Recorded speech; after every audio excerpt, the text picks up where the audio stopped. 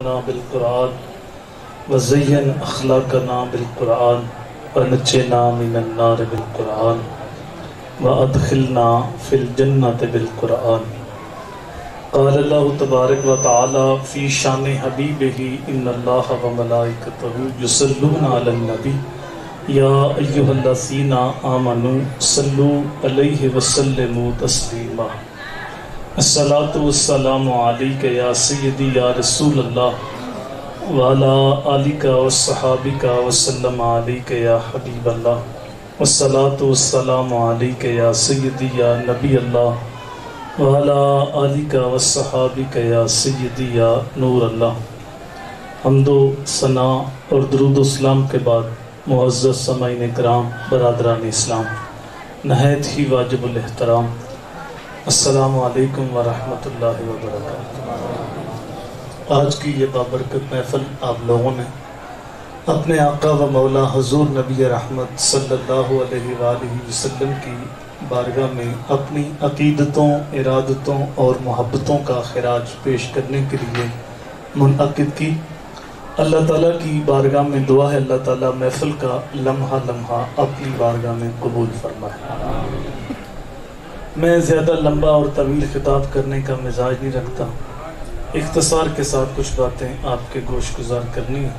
اللہ تعالیٰ کی بارگاہ میں ہمیشہ یہ دعا رہی ہے کہ اللہ تعالیٰ میری زبان پہ سچی بات جاری فرمائے اور سچ سن سنا کے مجھے اور آپ کو قابل عمل باتوں پہ عمل کرنے کی توفیق عطا فرمائے.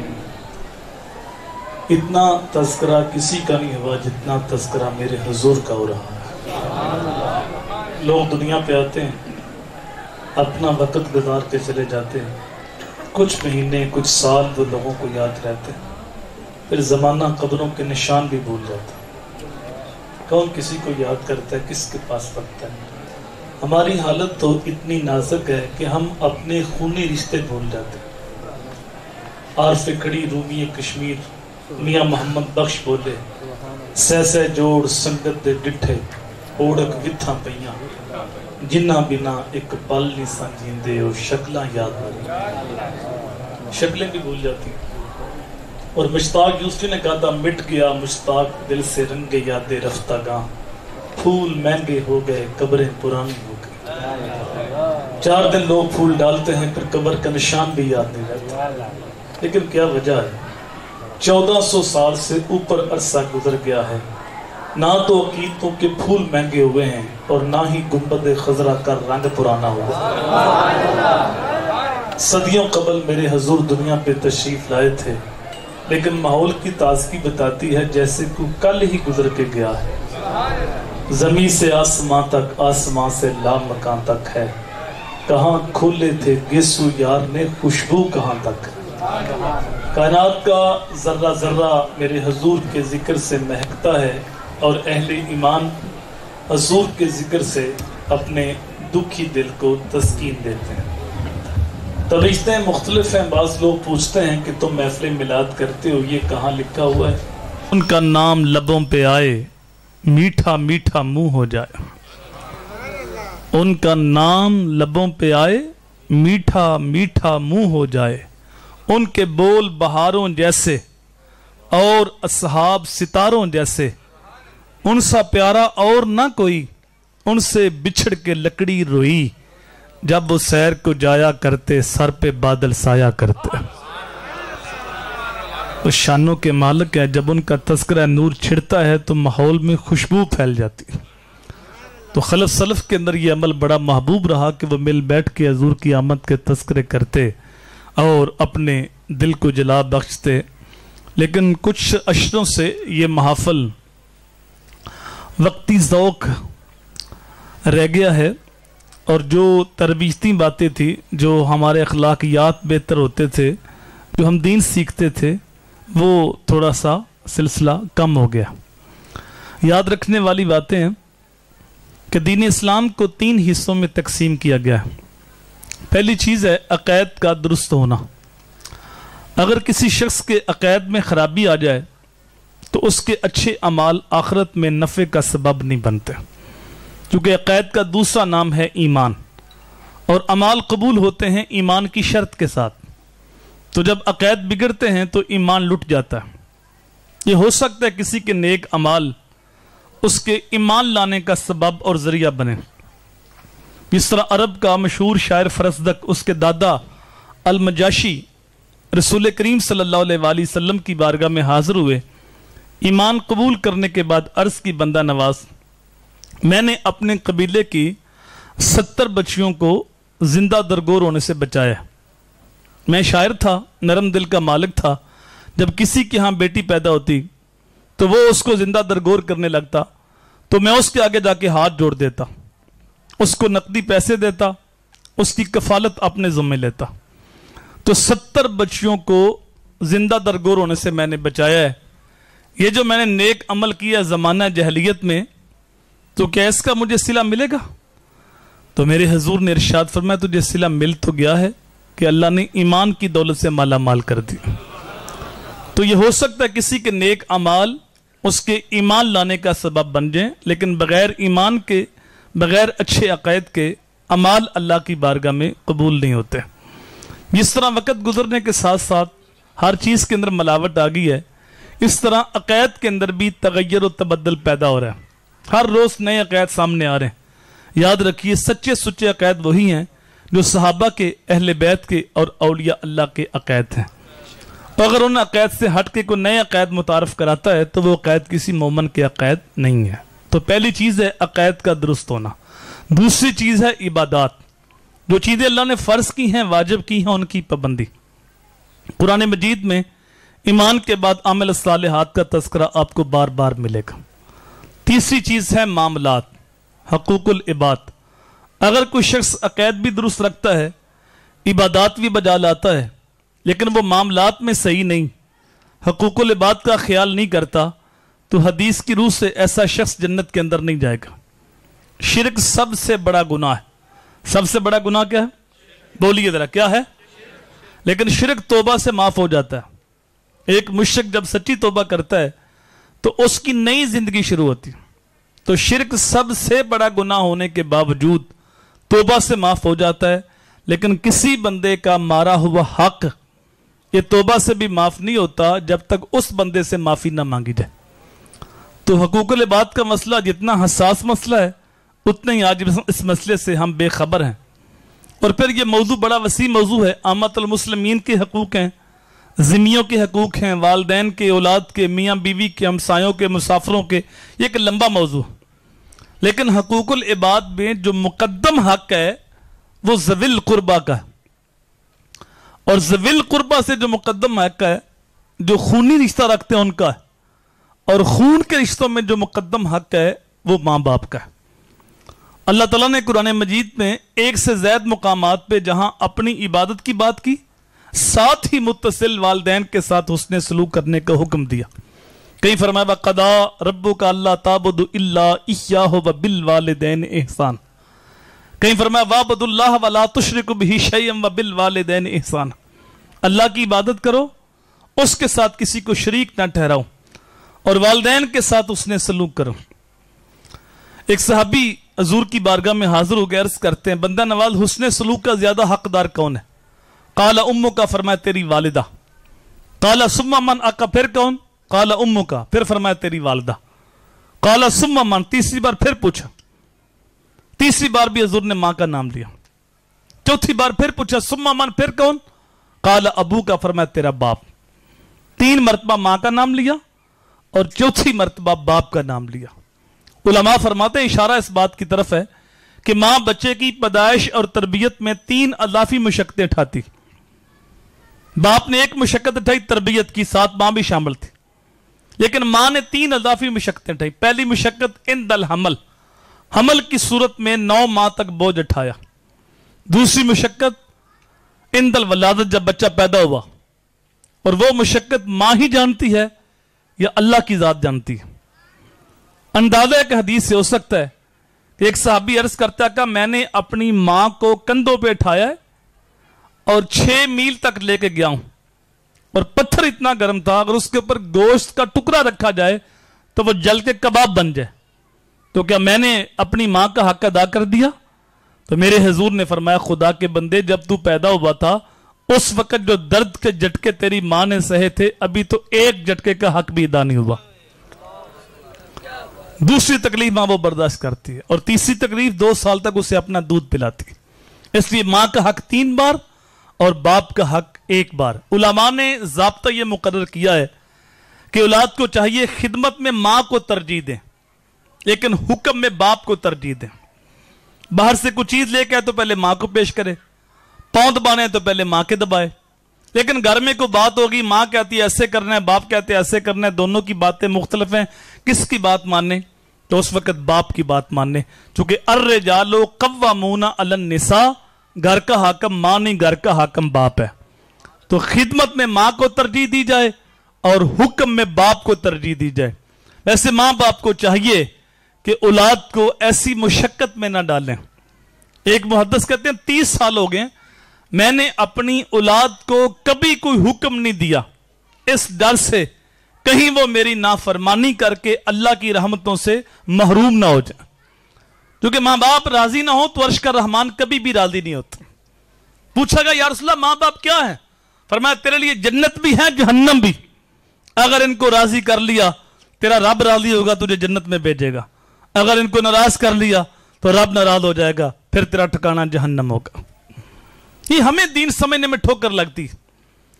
ہم پیر صاحب کے تو ہاتھ بھی چومتے ہیں پاؤں بھی چومتے ہیں لیکن ماں باپ کی نافرمانی کرتے ہیں.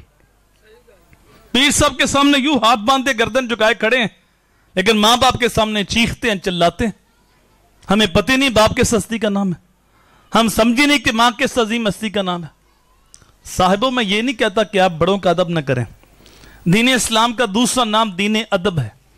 میرے حضور نے یہاں تک فرمایا جس نے بڑوں کا ادب نہیں کیا, چھوٹوں پہ رحم نہیں کیا, لیس منا, اس کا میرے ساتھ کوئی تعلق نہیں. لیکن میرا پیغام یہ ہے کہ تمہارا سب سے بڑا پیر تمہارا باپ ہے, تمہاری سب سے بڑی پیرنی تمہاری ماں ہے. اگر ماں باپ کا دل دکھایا, ماں باپ کی نافرمانی کی, تو یہ مکے والے بابے تو شاہی کو نہیں, یہ پیڑھی والے بابے تو حیثیت ہی کو نہیں رکھتے, یہ 2 نمبر 4 نمبر 420 نمبر پیروں کی تو اوقات ہی کو نہیں. وقت کے ولی, وقت کے غوث بھی تمہارے حق میں دعا کریں تو ان کی دعا بھی تمہارے حق میں قبول نہیں ہوگی. پیر صاحب سے فیض تب ملے گا جب ماں باپ راضی ہوں گے, اور اگر ماں باپ کا دل دکھی ہے تو پھر غوث اعظم سے بھی فیض نہیں مل سکتا. میں نے کسی حدیث میں نہیں پڑھا کہ اللہ کے ولی کے چہرے کی زیارت کرنے سے حج کا ثواب ہوتا ہے. اگرچہ ثواب ہوتا ہے لیکن حج کا نہیں ہوتا. میں نے کسی حدیث میں نہیں پڑھا کہ کعبۃ اللہ کو دیکھنے سے حج کا ثواب ہوتا ہے, اگرچہ ثواب ہوتا ہے. میں نے کسی حدیث میں نہیں پڑھا کہ قرآن مجید کو دیکھنے سے حج کا ثواب ہوتا ہے, اگرچہ ثواب ہوتا ہے. آپ 30 لاکھ روپیہ لگائیں, پرائیویٹ حج کر کے آئیں, گارنٹی نہیں کہ حج قبول ہے. وہ بے نیاز ہے, قبول کرے یا رد کرے اس کی مرضی.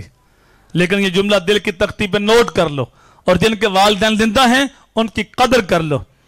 جس نبی کا ہم کلمہ پڑھتے ہیں, جس سونے کے نام کی محفلیں سجاتے ہیں, اس محبوب کا فرمان ہے کہ ماں باپ وہ عظیم ہستیاں ہیں جس نے محبت کے ساتھ ماں کے چہرے کو دیکھا یا باپ کے چہرے کو دیکھا, اللہ اس کو مقبول حج کا ثواب عطا فرمائے گا.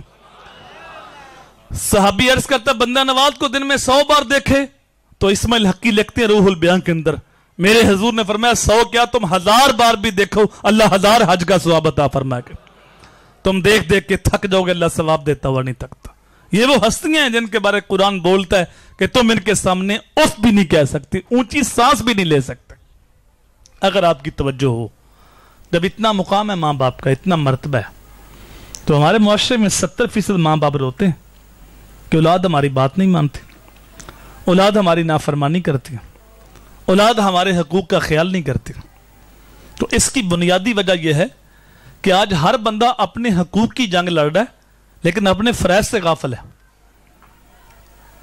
ہر بندہ کہتے ہیں میرے حقوق مجھے مل جائیں, لیکن میری ذمہ داریاں کیا ہیں, میرے فرائض کیا ہیں, اس سے بے خبر.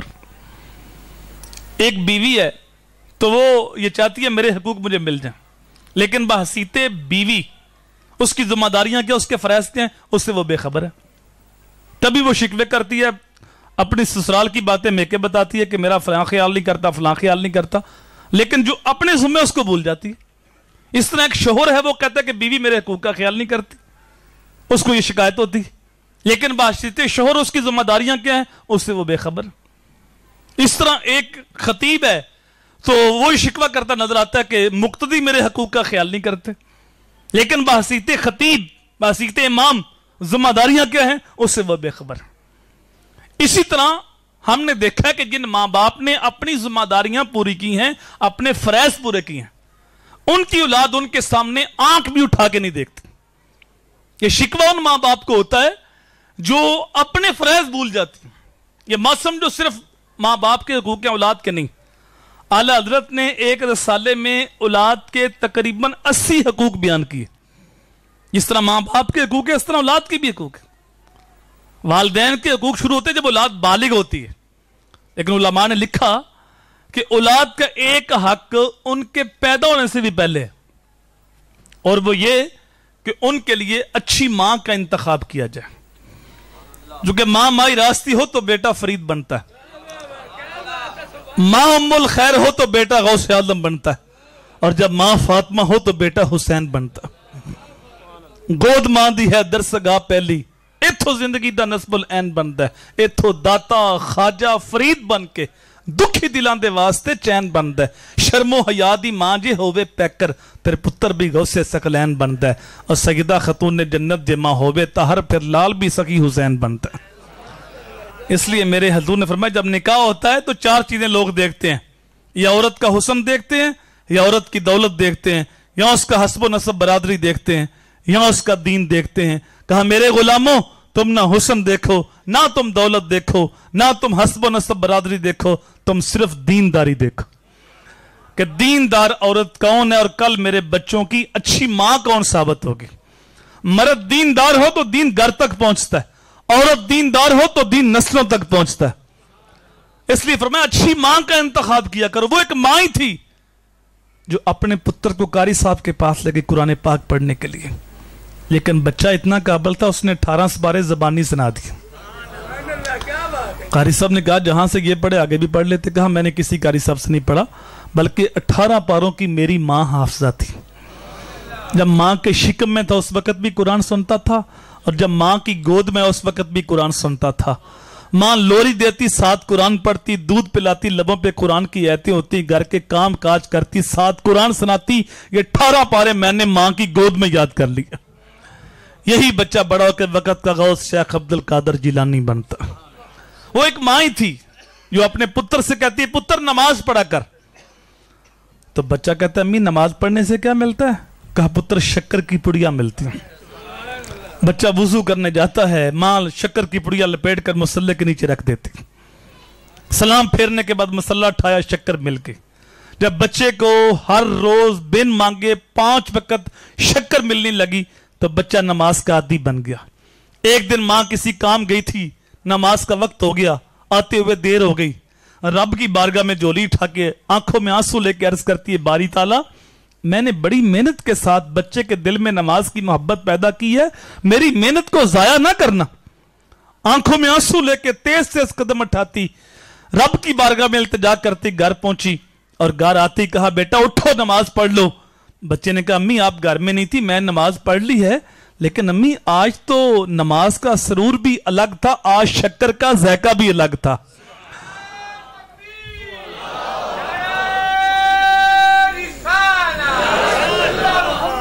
ماں شکر رکھنا بھول گئی تو رب نے شکر عطا کر دی۔ صاحب یہی بچہ بڑا ہو کے بابا فرید گنج شکر بنتا۔ تو اس لیے فرمایا کہ ماں، اچھی ماں کا انتخاب کیا، یہ اولاد کا پہلا حق ہے۔ اور بھی بہت سارے حقوق ہیں، وقت کے دامن میں اتنی گنجائش نہیں، لیکن فرمایا جب 7 سال کا بچہ ہو تو نماز کی تلقین کرو، اور جب 10 سال کا بچہ ہو جب پھر بھی نماز نہیں پڑھتا پھر اس کو مار کے نماز پڑھاؤ۔ مروا اولادکم بالصلاۃ وہم ابناء 7 سنین واضربوہم علیہا وہم ابناء 10 سنین۔ 10 سال کا بچہ ہو گیا پھر بھی نمازی نہیں بنا۔ اگر آپ کی توجہ ہو، اگر اس حدیث سے عمل کیا ہوتا تو آج ہماری مسجد نمازیوں سے بری نہ ہوتی۔ بمشکل 5% لوگ نماز پڑھتے ہیں۔ حضرت تھوڑی سی توجہ چاہیے آپ کی۔ 95% لوگ بے نمازی ہیں۔ اسکول بھرے ہوئے ہیں، کالج بھرے ہوئے ہیں، مسجد بے عباد ہیں۔ کیوں؟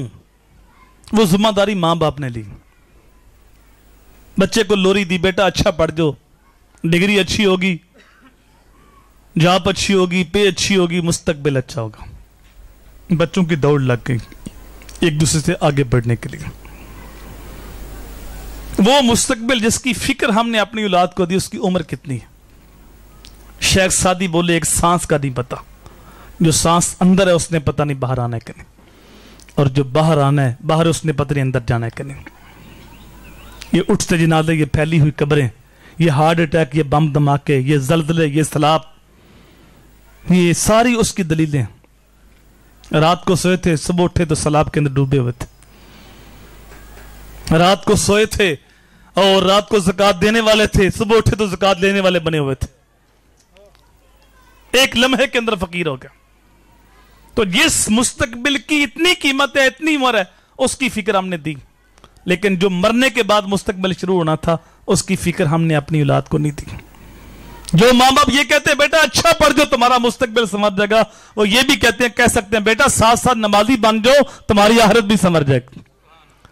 لیکن ماں باپ نے ذمہ داری پوری نہیں کی. اور جب ماں باپ ذمہ داری پوری نہیں کرتے تو اس کا نتیجہ کیا نکلتا ہے؟ پھر ساری زندگی انسان کے دل میں فرض کی محبت پیدا نہیں ہوتی. توجہ چاہوں گا، دین کے درجے ہیں، ایک فرض، واجب، سنت، مستحب. یہ جو ہم کام کر رہے ہیں محفل، یہ چوتھا درجہ مستحب کا. کیا ہے؟ بولیے ذرا، کیا ہے؟ سارے بولو، کیا ہے؟ مستحب. کیا ہے؟ اور نماز کیا ہے؟ پہلا درجہ فرض کا. اور فرض کی محبت اولاد کے دل میں نہیں ڈالی گئی. نتیجہ کیا نکلا؟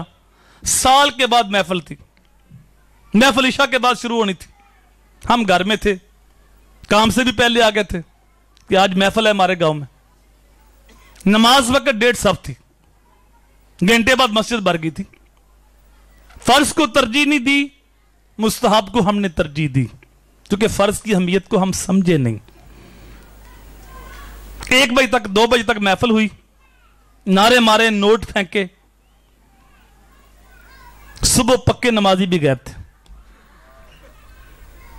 جو پڑھتے تھے وہ بھی گئے. سال میں 2 راتیں ایسی ہیں جو ہماری مسجدوں میں رش تھا، شب قدر، شب برات، مسجدیں بری تھی. لیکن عشاء وقت 1:30 صف تھی. گھنٹے بعد لوگ آئے، نفل پڑھے، آنسو بہائے، دعائیں مانگی، نماز پڑھی، چلے گئے. فجر وقت پھر 1 صف تھی، نہ عشاء پڑھی نہ فجر پڑھی. رات ساری ہم توبہ بھی کرتے رہے، نفل بھی پڑھتے رہے. اور مدینے سے وعدہ آ رہی ہے، جو بندہ توبہ بھی کرتا ہے اور گناہ چھوڑنے کا ارادہ بھی نہیں رکھتا، ایسا بندہ اپنے رب کے ساتھ مذاق کرتا ہے. توبہ بھی کر رہا ہے، نماز فجر کی نہیں پڑھ رہا، توبہ بھی کر رہا ہے، جھوٹ بھی نہیں چھوڑ رہا، توبہ بھی کر رہا ہے، رشوت بھی جاری ہے، سودی کاروبار بھی جاری ہے. ایسی توبہ کا فائدہ کیا؟ تو ہم دین کی روح کو سمجھ نہیں سکے. مستحب پہ زور دیا لیکن فرض پہ زور نہ دیا. جو اہم تھا اس کو غیر اہم کر دیا، اور جو اتنا اہم نہیں تھا اس کو ہم نے اہم کر دیا. 12 ربیع الاول کی 11-12 کی درمیانی شب آئی، جھنڈیاں لگائیں، جھنڈے لگائے، گلیاں نالیاں اپنے ہاتھوں سے صاف کی. صبح جلوس گزرنا اچھی بات ہے، لیکن وہ نوجوان فجر کی نماز نہیں پڑھتے نظر آئیں گے، عشاء کی نماز نہیں پڑھیں گے. اور مدینے والے کی تعلیمات تو یہ ہے، جس نے عشاء کی نماز جماعت کے ساتھ پڑھی اس نے آدھی رات قیام کیا، اور جس نے ساتھ فجر بھی جماعت کے ساتھ پڑھی اس نے پوری رات قیام کیا. 2 نمازیں جماعت کے ساتھ پڑھ لو، ساری رات آرام سے سو رہو، پوری رات عبادت کا ثواب ہوتا ہے. ہم عاشق رسول ہیں کب؟ جب ہم محفل میں بیٹھے ہیں. عاشق رسول ہیں کب؟ جب ہم نے جھنڈیاں لگانی ہیں، نعرے مارنے ہیں. عاشق رسول ہیں کب؟ جب ہم نے لنگر کھانا، لنگر بانٹنا ہے. لیکن جب نماز پڑھنی اس وقت ہمارا عشق پتہ نہیں کہاں چلا جاتا. اور میرے بھائی، میں ایسے عشق کا قائل نہیں ہوں جس میں رب کو سجدہ نہ ہو. میں تو علی کے عشق کو مانتا ہوں جن کی ایک نماز قضا ہوئی تھی، آنکھوں میں آنسو آ گئے تھے. حالانکہ وہ جو قضا ہوئی وہ غفلت میں قضا نہیں ہوئی. علماء بیٹھے ہیں، وہ حضور کی اطاعت میں قضا ہوئی. حضور کا سر انور گود میں تھا، حضور صلی اللہ علیہ وآلہ وسلم کے چہرے کی زیارت کر رہے تھے. نمازیں گر قضا ہوں پھر ادا ہوں، نگاہوں کی قضائیں کب ادا ہوں. اللہ کا حکم ہے، من یؤتی رسول فقد اطاع اللہ، جس نے رسول کی اطاعت کی اس نے اللہ کی اطاعت کی. وہ غفلت کی قضا نہیں تھی. اور شریعت کا مسئلہ جب قضا ہو جائے تو قضا پڑھ لو. تو آپ روئے کیوں تھے؟ قضا پڑھ لیتے. میرے بھائی روئے اس لیے تھے علی نے کبھی قضا پڑھی نہیں تھی. قضا پڑھنے کی عادت نہیں تھی, کبھی قضا ہوئی نہیں تھی. یہ پہلا موقع تھا قضا ہوئی تو اتنا دکھ ہوا کہ آپ رو پڑے. پھر میرے حضور نے سورج کو واپس پلٹایا. علی نے اس دن بھی قضا نہیں پڑھی, اس دن بھی ادا ہی پڑھی. ہم علی کے محب تو ہیں لیکن نماز کے قریب نہیں جاتے. ہم تو 12 ربیع الاول کو بھی نا جلوس لے کے مسجد کے پاس سے گزر جاتے ہیں اور نعرے مار رہے ہیں غلامی رسول میں موت بھی قبول ہے. اندر زور کی جماعت ہو رہی ہے. ہمیں موت قبول ہے لیکن نماز قبول نہیں. میرے بھائی یہ جلسے, یہ درس قرآن, یہ محفلیں, یہ صرف کانوں کا چسکا نہیں. یہاں ہم نے اپنے اندر اترنا ہے, خود کلامی کرنی, خود احتسابی کرنی. وہ اقبال نے کہا نا اپنے من میں ڈوب کر پاجا سراغ زندگی, وہ میرا نہیں بنتا نہ بن اپنا تو بن. کبھی سوال کریں اپنے آپ سے, یار جب نماز کے لیے کعبۃ اللہ کا طواف رک سکتا ہے تو میرا جلوس نہیں رک سکتا؟ نماز اتنی اہم ہے چاہتا صاحب, 24 گھنٹوں میں کعبے کا طواف 1 منٹ تھا, لیکن جو ہی نماز کا وقت آیا تو کعبے کا طواف بھی رک گیا. تو بھائی جب کعبے کا طواف رک سکتا ہے تو پھر میرا کاروبار بھی رک سکتا ہے, میرا جلوس بھی رک سکتا ہے, پھر باقی کام بعد میں ہوں گے, نماز پہلے ہوگی. اگر تھوڑی سی اس حدیث کی گہرائی میں اتریں, جو نبی فرما رہے ہیں کہ 10 سال کا بچہ ہو جائے نماز نہیں پڑھتا پھر مار کے نماز پڑھاؤ, یہ کس نبی کا فرمان ہے جو اپنی امت سے اتنا پیار کرتے ہیں؟ فرماتے ہیں لو تدخلوا شوکۃ فی رجل احدکم لوجدت علمها, اے امتی اگر تیرے پاؤں میں کانٹا بھی چپ جائے نا اس کی تکلیف مجھے ہوتی ہے. جو امتی کے پاؤں میں کانٹا چبھنا گوارا نہیں کرتے وہ فرماتے ہیں 10 سال کا بچہ ہو گیا نمازی نہیں بنا, اب سختی کرو اس پہ, مار کے نماز پڑھاؤ. حالانکہ بھی نماز فرض نہیں ہوئی, فرض تب ہوگی جب وہ بالغ ہوگا. تو یہاں اتنی سختی کیوں؟ میرے حضور نفسیات کو جانتے ہیں کہ آج معمولی سی سختی پہ یہ نمازی بن گیا تو بالغ ہونے سے پہلے پہلے نماز کی پکی عادت بن جائے گی اور پھر ساری زندگی نماز چھوٹے گی نہیں, اور یہی نماز اس کا ہاتھ پکڑ کے اس کو جنت کے اندر لے کے جائے گی. اور اگر یہ نمازی نہ بنا, امتی تو حضور کا ہے, حضور نہیں چاہتا کہ میرا امتی جہنم میں جائے. قرآن گواہ ہے, جنتی جہنمیوں سے پوچھیں گے تمہیں جہنم میں کون سی چیز لے گئی؟ قالوا لم نک من المصلین, کہیں گے ہم نماز نہیں پڑھتے تھے. ہم جہنم میں اس لیے جل رہے ہیں کہ ہم نماز نہیں پڑھتے تھے. حضور نہیں چاہتے کہ میرا ماننے والا, میرا کلمہ پڑھنے والا جہنم میں جائے. اس لیے فرمایا کہ بالغ ہونے سے پہلے پہلے پکا نمازی بنا. جو 10 سال کا ہو گیا نہیں پڑھتا سختی سے پڑھاؤ نماز. تو یہ خاتون آئی عالم دین کے پاس, کہا میرا بیٹا صبح کی نماز کے لیے اٹھتا نہیں. عالم دین نے پوچھا میری بہن جس کمرے میں تیرا بیٹا سویا ہے اگر اس کمرے میں آگ لگی تو کیا کرو گی؟ کہا پھر بیٹے کو بچاؤں گی, چاہے کھینچ کے بعد لاؤں, پانی چھٹکوں, سختی سے اٹھاؤں, آگ سے تو بچانا ہے. عالم دین رو پڑے, کہا میری بہن اس آگ سے بچانے کے لیے اتنی کوشش کرتی ہو تو جہنم کی آگ تو اس آگ سے 70 گنا تیز ہے. رب کا قرآن بولتا ہے یا ایھا الذین آمنوا قوا انفسکم واہلیکم نارا, اے ایمان والو اپنے آپ کو اور اپنے گھر والوں کو جہنم کی آگ سے بچا لو.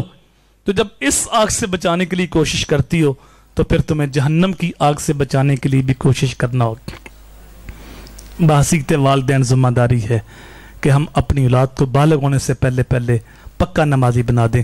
آخری حدیث, یہ میرے نبی کا فرمان ہے بلکہ یہ میرے نبی کا پیغام ہے ہر امتی کے نام. فرمایا ادبوا اولادکم علی ثلاث خصال حب نبیکم وحب اہل بیتہ وتلاوت القرآن. میرا ہر امتی اپنی اولاد کو 3 چیزیں لازمی سکھائے. یہ نہیں فرمایا 3 چیزیں بتاؤ, فرمایا 3 چیزیں ان کو سکھاؤ, ان کے باطن میں اتار دو, ان کے دل پہ لکھ دو. سب سے پہلے فرمایا حب نبیکم, اپنی اولاد کو اپنے نبی کی محبت سکھاؤ. محبت نبی کی ہوگی تو ایمان ہوگا, اگر محبت نکل گئی تو ایمان نکل گیا. وَحُبَّ اہل بیت ہی, دوسرا فرمایا نبی کے گھر والوں کی محبت سکھاؤ. امام شافعی نے قلم توڑ دیے, کہا نبی کے گھر والوں تمہاری عظمت کے کیا کہنے, ہماری تو اتنی دیر تک نماز ہی نہیں ہوتی جب تک آپ پہ درود نہیں پڑھ لیتے. اللہم صلی علی محمد والا آل محمد جب تک نہ کہو نماز مکمل نہیں ہوتی. تیسرا فرمایا اپنی اولاد کو قرآن کی تعلیم دو. بات یہاں سے شروع ہوئی وہیں ختم ہو رہی. ہم دنیاوی تعلیم کے لیے لاکھوں روپے خرچ کرتے ہیں, بیرون ملک سے تعلیم دلواتے ہیں. دین کی تعلیم مفت ملے, ہمارے گھر میں ملے, محلے میں ملے, ہم لینے کے لیے تیار نہیں ہوتے. نتیجہ کیا نکلا؟ بیٹا ڈگری ہولڈر بن گیا, پی ایچ ڈی کر لی, ایم فل کر لیا, لیکن باپ نے دین نہیں دیا تھا. باپ فوت ہو گیا, اب باپ کی میت پڑی ہے, اسے غسل دینے کا طریقہ نہیں آتا, وہ غسال ڈھونڈتا پھرتا ہے. عارف کھڑی رومی کشمیر میاں محمد بخش بولے او جاندی واری ڈرونا بنے ہوتے ہاتھ نہیں لاندے ڈر دے, اور جنہ لئی تو پاپ کمایا سن 10 کتے نے تیرے کر دے. غسل دینے کے لیے تیار نے. صاحبو میں یہ نہیں کہتا کہ اپنے بچوں کو دنیاوی تعلیم سے آراستہ نہ کرو, میرا پیغام یہ نہیں. علم مومن کا گمشدہ خزانہ ہے, جہاں سے مجھے حاصل کرو. اپنے بچوں کو ڈاکٹر بناؤ, پروفیسر بناؤ, انجینئر بناؤ, سائنسدان بناؤ, یہ وقت کی ضرورت ہے. میرا پیغام یہ ہے کہ اپنی اولاد کو سب سے پہلے حضور کا غلام بناؤ, سب سے پہلے عاشق رسول بناؤ, سب سے پہلے قرآن کا نوکر بناؤ.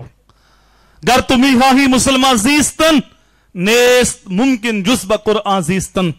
اقبال کہتے اگر تو مسلمان جینا ہے نا پھر تو قرآن کے بغیر ایک قدم بھی نہیں اٹھا سکتا.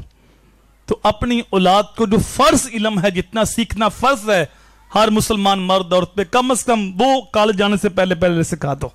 اگر تم نے ذمہ داری پوری نہ کی تو ان کے دل کی تختی خالی. جس کے ساتھ دوستی ہوئی وہ اپنا رنگ اس کے اوپر چڑھا دے گا, پھر وہ اس ماحول کے اندر رنگا جائے گا. پھر تمہیں شکوہ ہوگا کہ اولاد بات نہیں مانتی, اولاد حقوق کا خیال نہیں کرتی. کیوں؟ اب اس کے اوپر وہ رنگ چڑھ گیا ہے جس کے اندر سال کے بعد ایک دن مدر ڈے, ایک دن فادر ڈے, ایک دن ٹیچر ڈے, ایک دن ویلنٹائن ڈے, اس ماحول میں رنگا گیا ہے. اور اگر تم نے اپنی ذمہ داری پوری کر دی, کالج جانے سے پہلے اس کے اوپر محمدی رنگ چڑھا دیا, اس کو پکڑ کے اس کو کھینچ کے درے حبیب پہ لے آئے اور حضور کا غلام بنا دیا, قرآن کا نوکر بنا دیا, رب کا بندہ بنا دیا, 5 وقت کا نمازی بنا دیا, اب مصطفی رنگ اس کے اوپر چڑھ گیا, تو پھر وہاں جا کے وہ رنگ قبول نہیں کرے گا, اپنا رنگ وہاں چھوڑ کے آئے گا. چونکہ کچا رنگ للاری والا چڑھدا لیندا رہندا, تے پکا رنگ میرے آقا والا چڑھ جائے پھر نہیں لیندا. تو اپنی اولاد کو حضور کا غلام بناؤ, حضور کا وفادار بناؤ. کی محمد سے وفا تو نے تو ہم تیرے ہیں, یہ جہاں چیز ہے کیا لوح و قلم تیرے ہیں. اللہ کی بارگاہ میں دعا ہے اللہ ہمیں سمجھنے کی توفیق عطا فرمائے. جو کچھ کہا سنا اللہ اثر کی شرینی بنا کے دلوں کے اندر اتار دے. جنہوں نے عشاء نہیں پڑھی, عشاء کا وقت فجر تک ہوتا ہے, وہ عشاء پڑھ کے اگر ہم نے فرض کو ترجیح نہ دی اور مستحب کو ترجیح دی تو نہ اللہ راضی ہوگا نہ اللہ کا رسول راضی ہوگا.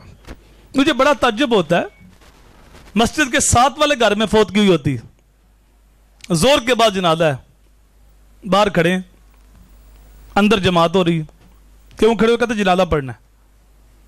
ان کا وضو بھی ہے, ان کے پاس وقت بھی ہے, اندر پنکھے چل رہے ہیں, بعد دھوپ میں کھڑے.